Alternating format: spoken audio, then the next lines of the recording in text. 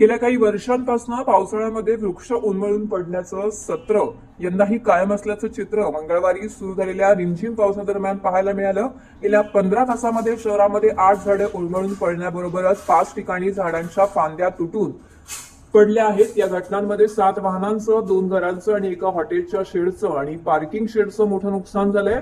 या घटनांमध्ये कोणतीही जीवितहानी झालेली नाही। दरवर्षी जूनच्या पहिल्या आठवड्यातच पाऊस सुरू होतो, यंदा मात्र 23 जून पासून पावसाला सुरुवात झाली आहे।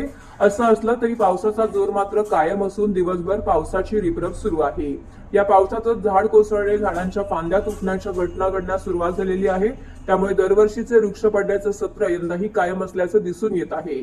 मंगळवारी रात्रीपासून बुधवारी सकाळपर्यंत ठाणे महानगरपालिकेच्या आपत्ती व्यवस्थापन कक्षाकडे अशा एकूण 13 घटनांची नोंद झाली आहे। या सर्व घटनांमध्ये अग्निशामक दल, आपत्ती व्यवस्थापन कक्ष, ठाणे आपत्ती प्रतिसाद दल तसेच वृक्ष प्राधिकरण विभागाने तातडीने घटनास्थळी धाव घेत पडलेले वृक्ष बाजूला सारण्याचं काम केलेलं आहे।